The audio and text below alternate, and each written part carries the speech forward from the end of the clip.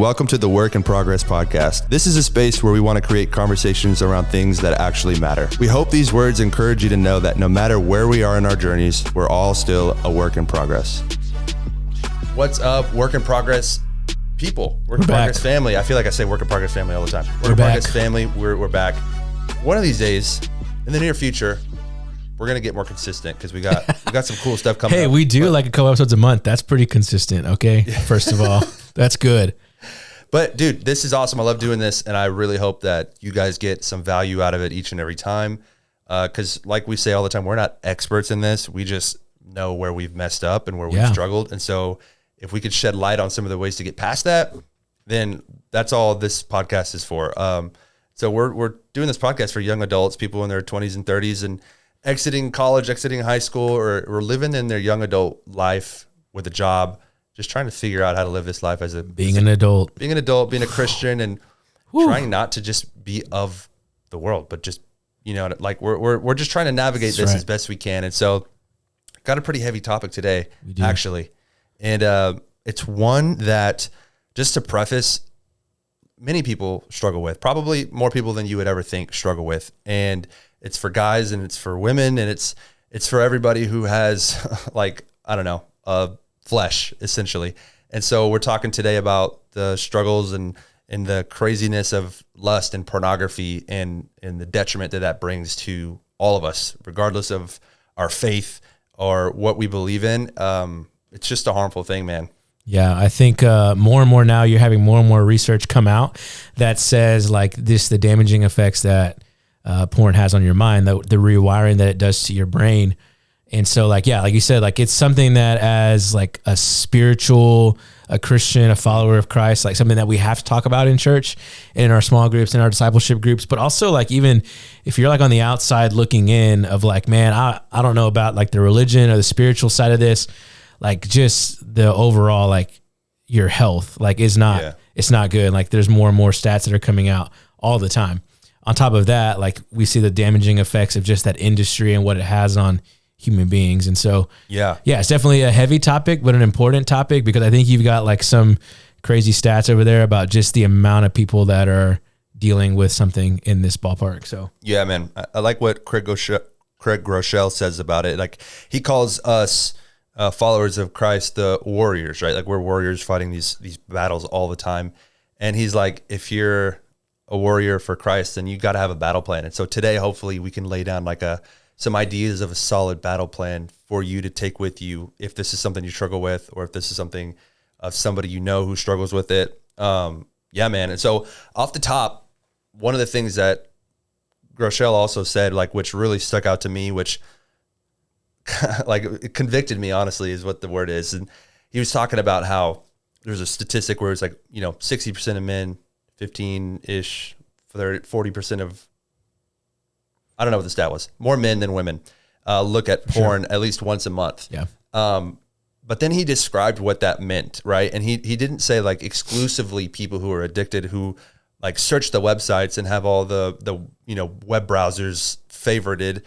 No, like he was like, that means if you're scrolling on Facebook or Instagram or Twitter and you happen to see something that's a little inappropriate or revealing or sexualizing another person, and you click on it or you look at it a little longer than you should, like that also counts as what we're talking about, like, and that convicted me because I'm like, oh, then I caught myself doing that, and I do that. And that's, it's weird to say, but that's true. And I think that includes a lot more people than what you might initially believe. Yeah. And it caught me off guard, man. So yeah, man, let's just dive in, man. What are your thoughts, dude? What are your thoughts on this topic? Yeah, I think first off is that so much of this like topic is covered in like guilt and shame that people don't want to talk about it.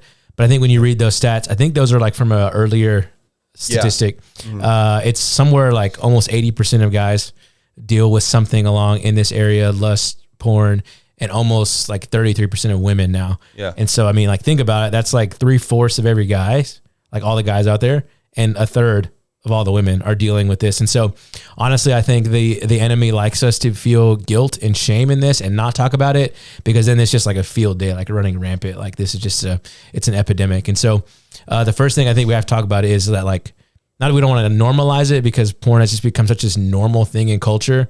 We don't want to normalize it, but also know, like, you're not dealing with this on your own. Right. Like I know, like even at our church, like myself, like dealt with this starting in middle school, like all the way through college. Yeah. Like had this issue, this problem, and I'm not the only one that's like a part of our church and leadership that has dealt with this problem, that is working through this problem, or that is like, discipling others in this problem.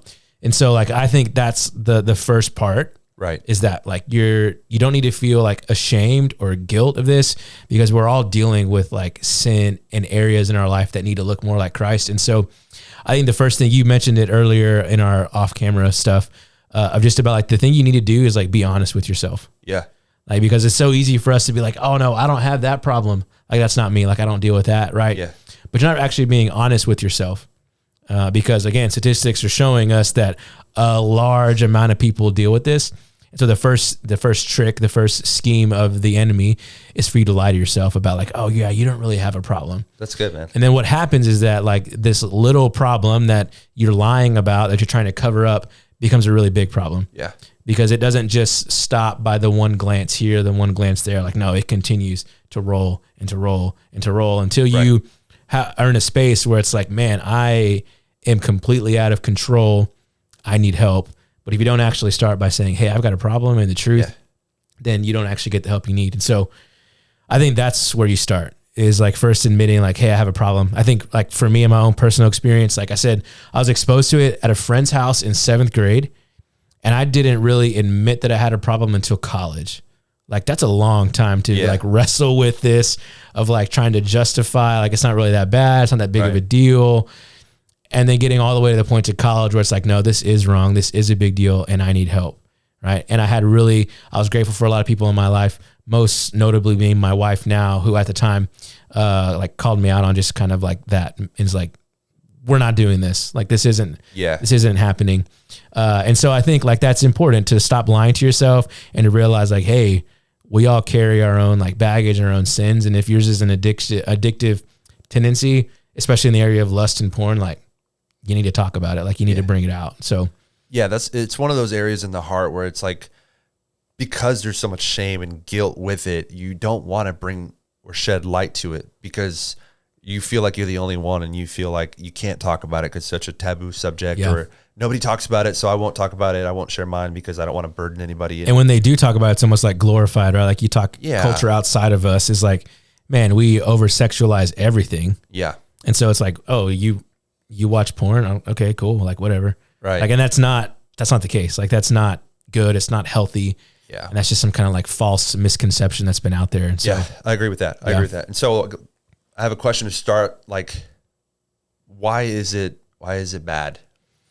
Yeah. I mean, I think, again, like, we're going to talk about this through like the lens of like being a Christian and walking with Christ. And so it's bad because, like, it's lust. Like, that's, I mean, that's a sin. Like, you're not supposed to lust after people sexually. And that's what it is. Like, you're lusting after somebody. Like, sex is a beautiful thing in the confines of marriage. That's what it's intended to be. And so if you're polluting with anything other than that relationship, if you're married, then you're cheating on your spouse. Right. If you're dating or you're engaged, like, you're cheating on your partner. And if you're not even in that space yet, like, why would you want to pollute what sex actually is intended for? Yeah. It's just a cheap imitation. And so I think, like, again, like I said at the beginning, research is showing now more and more that the more that you allow that stuff in, you're actually rewiring your brain. And that's not how God intended you to enjoy, like, what sex is. That's not what it was intended for. It's not what it's made for. And so I think, like, that is why it's wrong, is because you're creating these lustful desires that it's just not healthy. It's not what it was intended to be. Yeah. I hear, like, growing up and experiencing this with my friends and having people who I was close with actively and just openly say, yeah, this is what I do. It's just part of my normal routine. Yeah. And then you also hear, like, all the counter arguments, right? Yeah. Like, hey man, it's better than sleeping around. Yeah. Like, what would you say to somebody who said that? Like, it's better. I'm not sleeping around. It's like, it's better than that. At least I'm not cheating on my spouse, or at least I'm not cheating on my girlfriend or sleeping around with anybody. I would first like ask, is it really better? I mean, you're still emotionally like detaching yourself and moving into a different area. And so again, like you're like, oh, I'm not sleeping around. I'm not cheating on my girlfriend, boyfriend, spouse. And I would say, but you are like, right. You're now creating an illusion, a different tie that you are now breaking off the relationship that you actually have in real life and polluting it with something that's not real. Right. Right. And so I would say to that, like, I would think it's just as bad because lust is lust. Right. Like, period. Like lust is lust. Like whatever the mind is perceiving and thinking through is like lust. Like it's not good. Yeah. And so like you're now acting on those like feelings and those intentions. And I also think like, man, like so oftentimes we have people that get to that space where it's like, oh, I'm not doing X, Y, Z. And it just goes back to like, you're just trying to justify because deep down, like, like that's not healthy. That's not what it was intended to be. And so I think like, I think most people that are in that space who are trying to now justify things are approaching it as like, well, if you're a Christian, like I'm trying to justify it because I know it's wrong. And if you're not a Christian and you're justifying it, well, of course I wouldn't expect you to believe the same way I do because you haven't had that encounter with Christ. Right. And so I think it depends on who you're talking to, but if it's a believer, I think deep down, like, like that's not the way it was intended to be. And so, right. I think it's just, I'll just leave it at that. Yeah, no, that's good. I think it's one of those interesting areas where as time progresses, technology progresses, it's so much more accessible now than it ever has been. And I remember there were smartphones at the time whenever I was first encountered it and exposed to it, but I saw it on a magazine, as weird as that is. And I remember it vividly, which is crazy. Like I don't have the best memory. You can ask my wife. I don't have the best memory at all. And I just remember this so vividly. And it's something like I've actively tried to get out of my brain, but it's just ingrained in there, man. And so like with the rise of technology and like, how about we start with this? Like, how did you first encounter it? And like, what did that do to you? It was online. I was at a friend's house and he was like, hey, you want to see something cool? Dang. And there it was, like just showed me on a computer. Boom. And and it definitely was like, again, it was like this process where I initially thought like, I know that's wrong, but then it just became easier and easier and easier and easier. And it was just something that it gets a hold of you. And like, a lot of times people argue like, oh, well, this is like freedom because like you're getting to enjoy all these things that you don't have to like have the ties of like an emotional connection or relationship. Right. And I would actually say it's the opposite. Like it's not actually freedom because you're now enslaved to something else. And I know we're gonna have people that argue like, oh, hey, well, I can quit anytime I want. And I would just say to that, I don't think you can. Like you just can't quit anytime you want. And so I think it's oftentimes I think that's how it happens is you're introduced just by something that wasn't even in your control. Right. And so you get in here and you get introduced to it. And then it's just like that slippery slope. It's just like one thing and the next thing is easier. And the next thing it's any addiction. It's any addictive personality. It just takes one. And then it's just being able to, oh, it's not that bad. It's not that bad. And then you just begin to lie to yourself. And then you end up like we talked about at the very, very beginning. Like you have to be truthful with what it is you're actually dealing with. Yeah. You're only as strong as you are honest. Yeah. Right? Yeah. There you go. Good quote. That's a good one. Good quote. Not mine, but it's a good one. Man, so how did you battle with this? I know you said in college is when you realized. Yeah. So I tried a lot on my own power to be like, oh, I can quit this anytime I want. And I, of course, just fall back into the trap. And so I think, one, I had to first like see what it actually was. And again, I credit like my now wife and other people in my circle that would call it out for like what it was. It's like, no, like this isn't not hurting anybody. Like it's hurting you. It's hurting people who love you. The people that you're watching on the screen are like, it's not a healthy industry to be a part of. A lot of sex trafficking and things are funded and used through this. So no, it's not innocent. Right. Number one. And then I was actually like told to look at it a different way. Like actually see that person as a human being. Yeah. Like you're just objectifying these people and they're human beings. Like that's somebody's daughter, that's somebody's son, that's somebody's mom or sister. Like, it's like, yeah, those are actual human beings. And so just to objectify people is like not healthy. And so the first thing was to like, hey, like I had to actually realize like what it was and like call it what it was and then bring it out to the light. And so I had a college pastor at the time in the city that really helped me like walk through just some of like this like detox and this cleanse.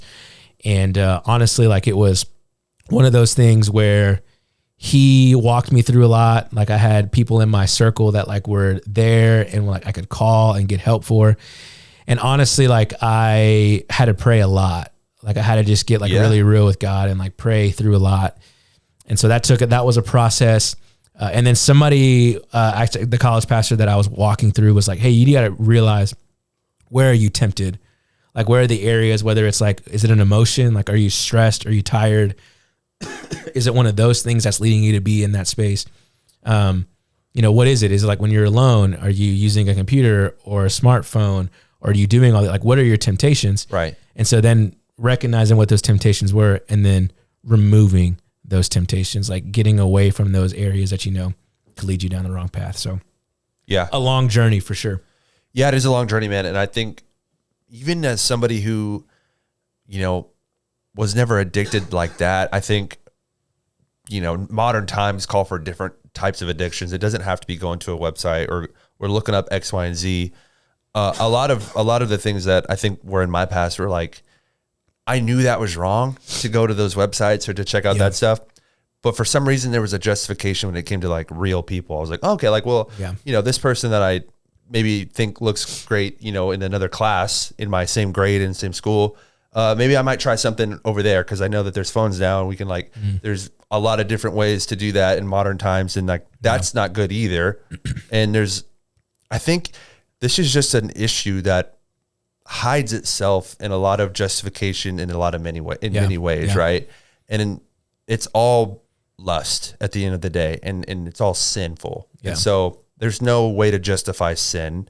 Man, and I think it's a really slippery slope that you mentioned it. It's a rabbit hole, right? Yeah. And so I mean, nobody starts one day by looking at a magazine or watching something, right, with the end goal of like, man, I'm so addicted to this, I have to watch it every day. Like nobody's setting out to do that. Like, it's just like, oh, it's a release, or, oh, I'm stressed, or, oh, like, oh, I'll stop whenever I get married, or, oh, I'll do, this is just so I don't do X, Y, Z.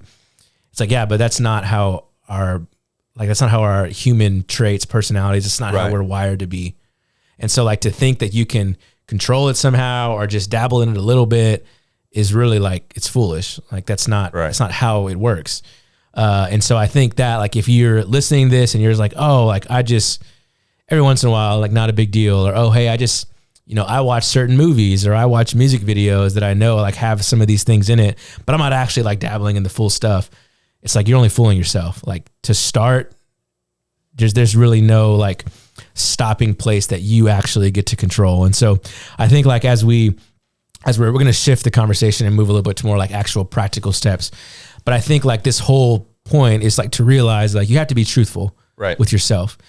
And so like, I think that would be the challenge as we start this process of like being truthful with yourself. Because it took me a long time to be truthful with myself.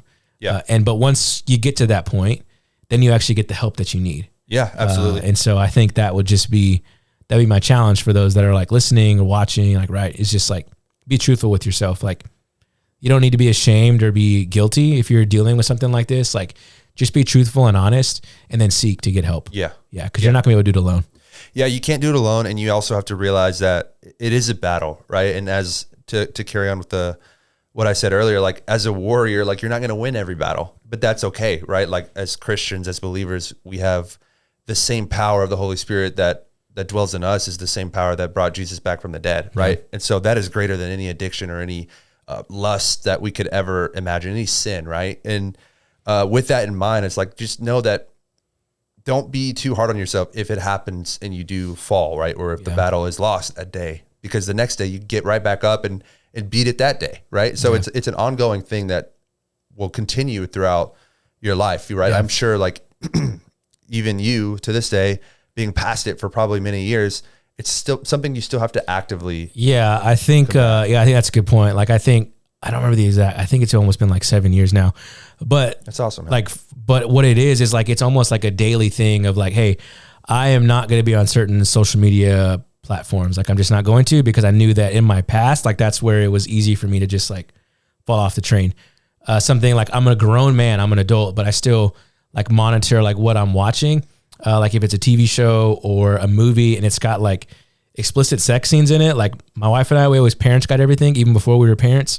And it wasn't for the kid. It was for me because I know like, I don't want to fall in and like have like one of those like little moments that comes back. And then, man, I really got to like be on guard with that. Yeah. There's just little things that you put into place because you know your temptation spots, like, you know, your weakness areas. And so just being on guard and like, yeah, like I think accountability is huge. Being in a close relationship with somebody is huge.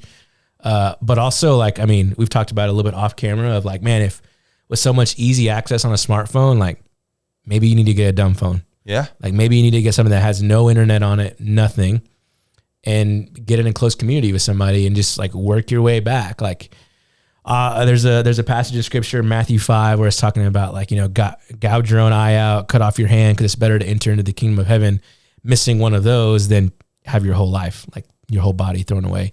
And so I think those momentary sacrifices, like a smartphone or maybe saying no to Twitter or getting off Snapchat or, hey, I'm not going to listen to this kind of music or I'm not going to watch these movies because I know what that leads me to.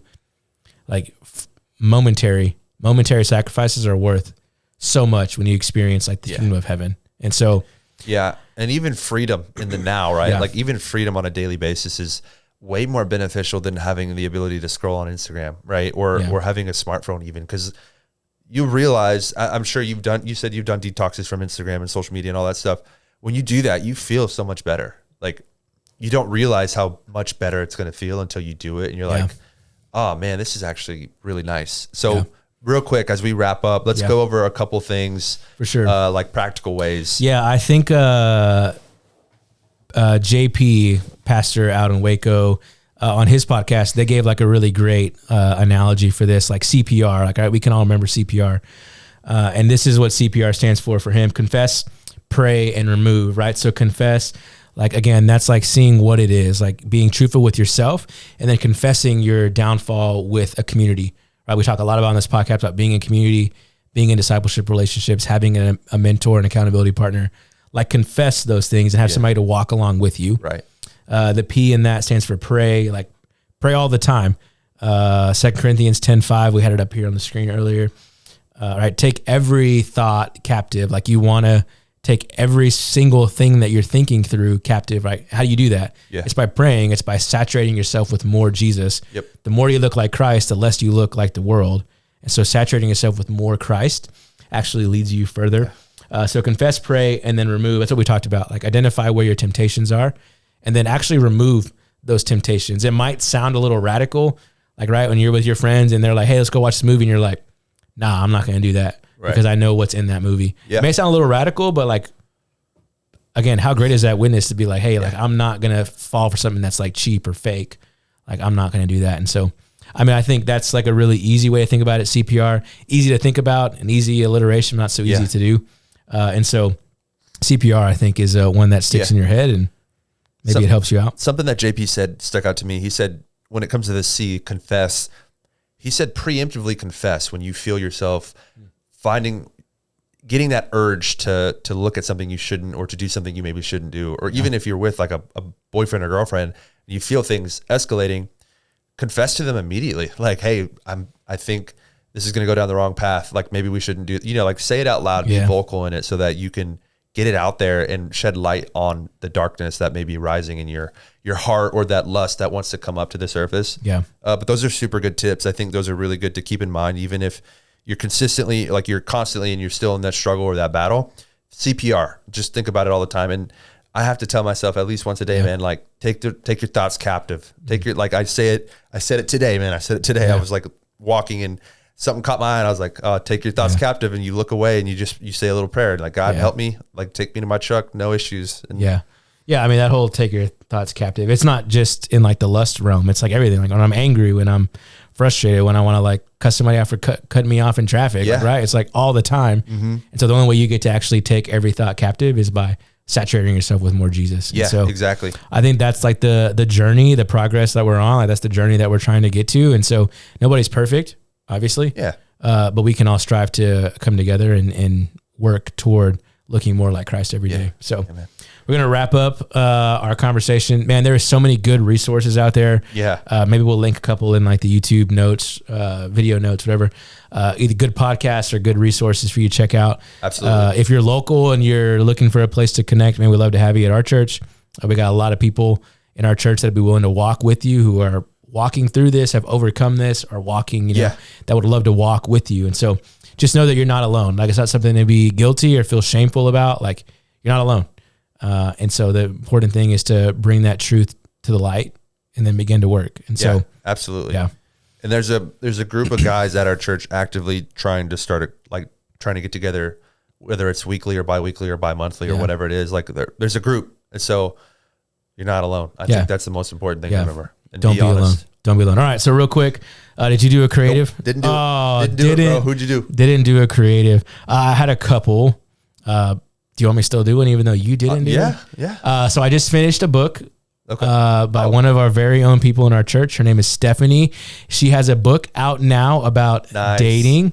All right. It's a really good book, a really quick, simple, easy read. A lot of really good practical pieces in there. I will link that into the notes. That way you can buy your copy. We know her personally. Maybe I'll even get it to audit. Like, she'll sign it. Oh, let's go. She'll sign it for you if you buy it. Okay. If you somehow work that out, I'm not sure how we can do that. We'll figure it out. Really good read. So if you're like in this dating season of life, and you just want to hear some like super practical tips and hear from her stories, check out her book. Right, I can't remember the exact title, but we'll link it in the show notes. So check it out. And remember, we are YouTube exclusive now. So YT exclusive. YouTube. Put the clips on IG. Follow us. You'll be able to get the links anywhere we are. Thanks for hanging with us today. Heavier topic, but something that we definitely need to address and talk about. And so thank you guys for being willing. Subscribe to the channel. Yes. Please. We'll see you next time. Peace. Later.